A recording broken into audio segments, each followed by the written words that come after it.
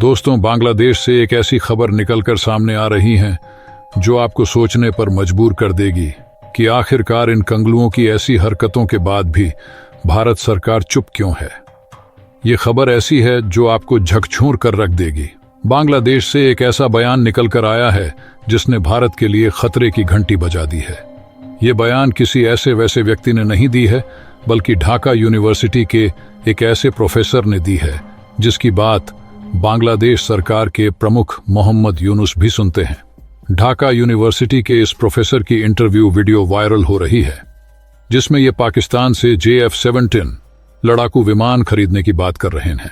ये बयान इन्होंने यहीं समाप्त नहीं किया, बल्कि इसके आगे भी इन्होंने रणनीति बताई कि इस लड़ाकू विमानों का भारत के खिलाफ कैसे इस्तेमाल करना है और भारत सरकार इससे निपटने के लिए क्या कर रही है। इसके बारे में भी इस वीडियो में बात करेंगे, लेकिन आगे बढ़ने से पहले कमेंट में जय हिंद लिखकर चैनल को सब्सक्राइब जरूर करें, क्योंकि यह आपके लिए सिर्फ 1 सेकंड का काम है, लेकिन इससे हमारी काफी मदद हो जाती है। दरअसल अब तक भारत ने बांग्लादेश के खिलाफ कोई भी बड़ी कार्रवाई इसलिए नहीं की क्योंकि भारत ये सोच रहा था कि बांग्लादेश कुछ महीनों में धीरे धीरे सुधर जाएगा और फिर से दोनों देशों के रिश्ते पटरी पर लौट आएगी। लेकिन बांग्लादेश की तो तैयारी कुछ और ही चल रही है।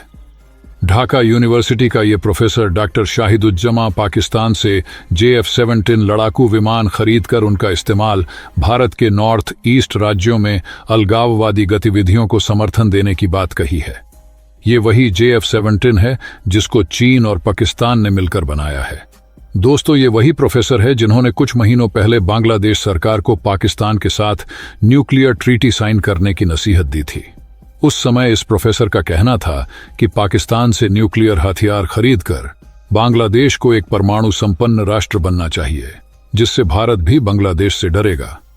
उस समय भारत में किसी ने भी इस बयान को सीरियसली नहीं लिया था, लेकिन अब इन सभी बयान को जोड़कर देखें तो यह सोचने वाली बात है कि क्या ये सिर्फ बयानबाजी है या सच में बांग्लादेश भारत को घेरने के लिए पाकिस्तान के साथ मिलकर कोई गुप्त रणनीति बना रहा है।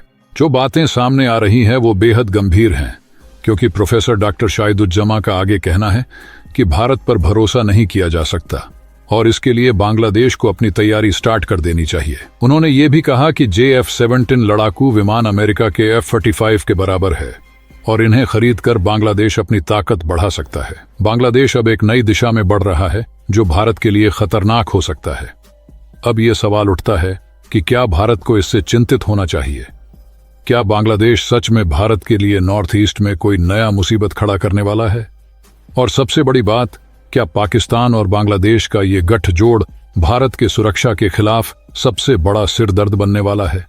जब हम बांग्लादेश के इस पूरी कहानी को गहराई से देखते हैं तो हमें समझ में आता है कि यह सिर्फ बयानबाजी नहीं है, बल्कि इसके पीछे एक बहुत बड़ा खेल चल रहा है। बांग्लादेश के कुछ वर्गों में पाकिस्तान और चीन के करीब जाने की कोशिशें बताती है कि ये सिर्फ रणनीतिक चाल नहीं है, बल्कि भारत के लिए एक एक बड़ी चुनौती तैयार हो रही है। बांग्लादेश की रणनीति अब एक ऐसे मोड़ पर है जहां भारत के साथ उसके रिश्ते और भविष्य की दिशा बदल सकती है। प्रोफेसर डॉक्टर शाहिदुज्जमा के इस बयान को इस बार हल्के में नहीं ले सकते हैं, क्योंकि ये बयान वहां की आम सोच को प्रभावित कर सकते हैं और सरकार के फैसलों पर भी असर डाल सकते हैं। ऐसा मैं इसलिए कह रहा हूं क्योंकि आपको याद होगा, कुछ महीने पहले जब इस प्रोफेसर ने पाकिस्तान से हथियार खरीदने की बात कही थी, तब बांग्लादेश के यूनुस सरकार ने अपनी सेना के लिए कंगाल पाकिस्तान से जमकर हथियारों की खरीद की है। कुछ दिन पहले ही पाकिस्तान से हथियार लेकर पानी का जहाज बांग्लादेश पहुंचा है। भूखमरी से जूझ रहे ये कंगलू पूर्व प्रधानमंत्री शेख हसीना द्वारा बचाए गए राजकोष का जमकर दुरुपयोग कर रहे हैं। पाकिस्तान से हुई खरीदारी में दलाली को लेकर मोहम्मद यूनुस की सरकार संदेह के घेरे में है। लेकिन अब सवाल यह उठता है कि भारत को इस पर कैसे प्रतिक्रिया देनी चाहिए। क्या हमें बस कूटनीतिक प्रयासों से काम चलाना चाहिए या अपने नॉर्थ ईस्ट में सुरक्षा को और मजबूत करना चाहिए? क्या भारत को बांग्लादेश के खिलाफ अब एक नई रणनीति अपनानी होगी? जो भी हो, लेकिन इन सभी चीजों से एक बात तो साफ हो चुकी है कि आने वाले समय में बांग्लादेश भारत के लिए सिर्फ एक पड़ोसी देश नहीं रहेगा। उसके हर कदम पर नजर रखनी होगी, क्योंकि ये छोटे छोटे संकेत एक बड़े तूफान की शुरुआत हो सकते हैं। अगर पाकिस्तान और बांग्लादेश के रिश्ते और भी गहरे होंगे तो पाकिस्तान से जुड़े आतंकी संगठनों का प्रभाव बांग्लादेश में बढ़ सकता है। जिससे भारत के लिए सुरक्षा संबंधी चुनौतियां और बढ़ेंगी। बांग्लादेश के साथ भारत की लंबी सीमा उत्तर पूर्वी राज्यों के लिए रणनीतिक रूप से महत्वपूर्ण है। यहाँ किसी भी तरह का अस्थिरता भारत के लिए बड़ी चुनौती हो सकती है। पाकिस्तान के साथ चीन पहले से ही जुड़ा हुआ है। अगर बांग्लादेश भी इस कड़ी में शामिल होता है तो भारत को 3 तरफ से घेरने की रणनीति बन सकती है। अब भारत ने भी अपनी तैयारी शुरू कर दी है।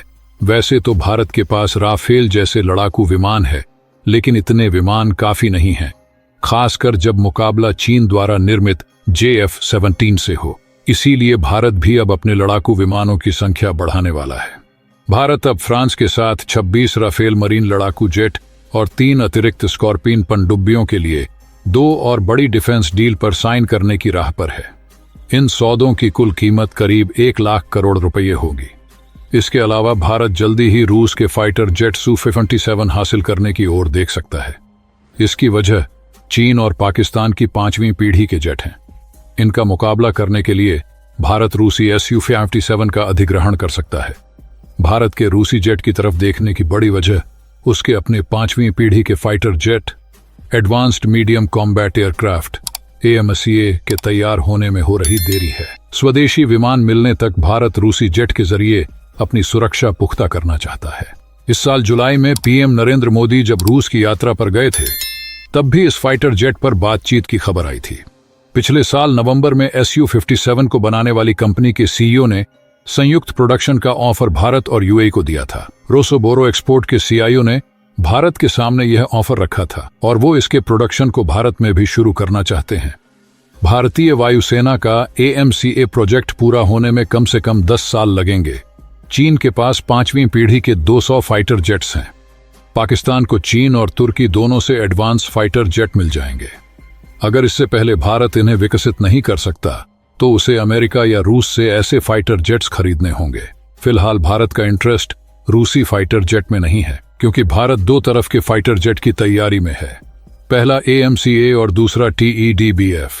इसके अलावा भारत के पास कई ऐसे उपाय हैं जिससे भारत बांग्लादेश को आर्थिक तौर पर भी तोड़कर रख देगा। भारत बांग्लादेश में भेजे जाने वाले कई फूड प्रोडक्ट्स पर रोक लगा सकता है। बांग्लादेश के टेक्सटाइल इंडस्ट्री में सप्लाई होने वाले, जो कि अधिक मात्रा में भारत से निर्यात किया जाता है, उस पर रोक लगा सकता है, जिससे बांग्लादेश की आर्थिक स्थिति खराब हो जाएगी। ये कहना गलत नहीं होगा कि आने वाले साल भारत के लिए बहुत संवेदनशील होने वाला है। अगर बांग्लादेश चीन और पाकिस्तान के करीब जाता है तो भारत को अपनी कूटनीतिक, सैन्य तैयारियों और आंतरिक स्थिरता को मजबूत करना होगा। दोस्तों, आपका क्या कहना है? क्या भारत को बांग्लादेश के खिलाफ कोई और कड़ा रुख अपनाना चाहिए या नहीं? क्या आप भारत के कदम से संतुष्ट हैं या नहीं? नीचे कमेंट करके बताएं। वीडियो को लाइक करके चैनल को सब्सक्राइब जरूर करें। जय श्री राम।